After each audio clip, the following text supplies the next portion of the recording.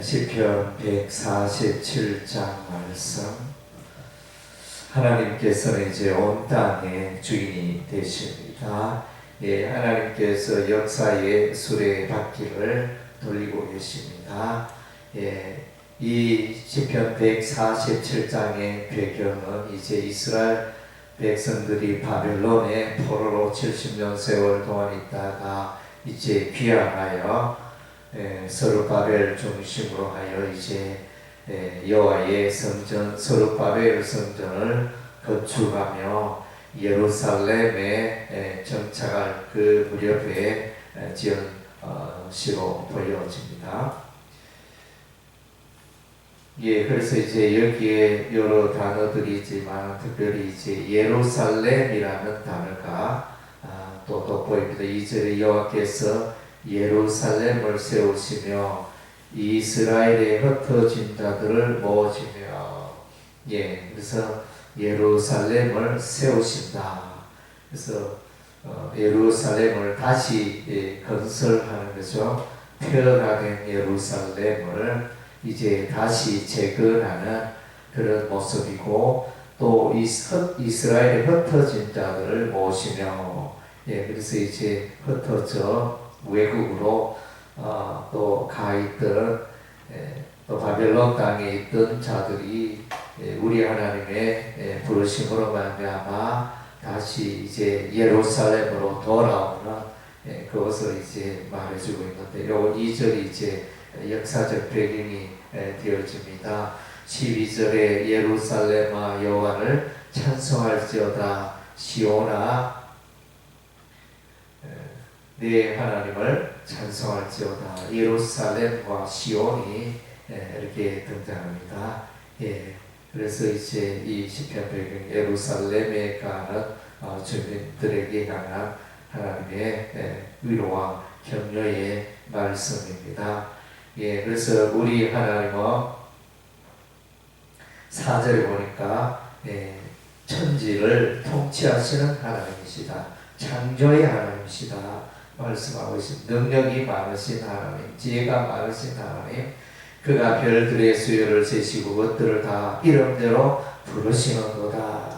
그래서 우주 만물 천체 별들도, 그 수많은 별들도 우리 하나님이 다 파악하고 계시고 알고 계시고, 그래서 그것들에게 이름을 부르시고 다스리시는 하나님의 광대한 그 능력을 우리가 발견하게 되었습니다. 그래서 이제 우리 하나님은 이스라엘 백성들을 이제 붙들고 도우시고 형통케 할 수 있는 능력이 우리 하나님께 있는 것입니다. 그래서 이제 3절에 보니까 상심한 자들을 고치시며 그들의 상처를 삼으시는도다.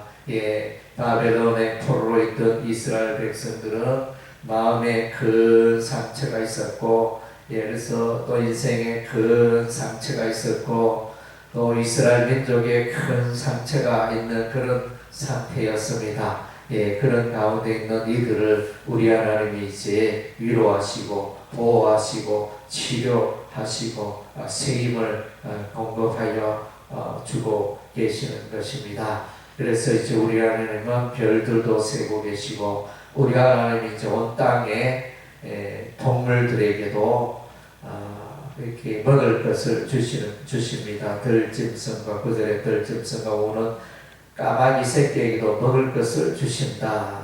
온 땅의 들짐승들을 다 이제 다스리시는 하나님, 또 구름으로 비를 내리시는 하나님. 8절에 그가 구름으로 하늘을 덮으시며 땅을 위하여 비를 준비하며 산에 불이 자라게 하신다.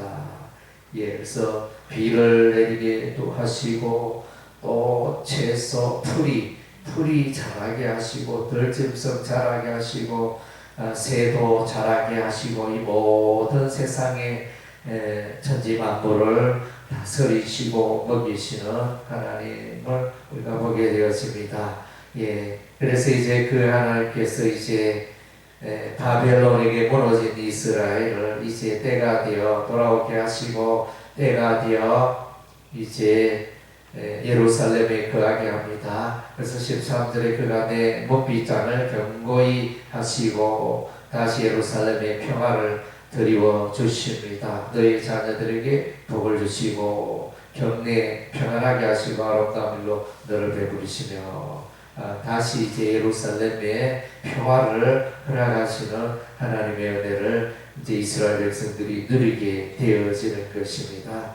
오늘 이제 이와 같은 이 역사적 배경 속에 또 이 소중한 키워드가 있습니다. 핵심적인 말씀이 있는데 하나는 예루살렘이요 또 하나는 이제 하나님의 말씀이라는 단어가 되어집니다. 그래서 이제 이 모든 일을 주관하시는 분이 이제 여호와 하나님이신데 여호와 하나님께서 이 일을 어떻게 행하시나 말씀으로 행하신다는 것입니다. 그래서 15절에 그의 명령을 땅에 보내심에 그의 말씀이 속히 달리는도다. 18절에 그의 말씀을 보내서 그것들을 녹이시고 바람을 불게 하시는 물이 흐르는도다. 그래서 말씀으로 자연의 세계를 다스리고 있습니다.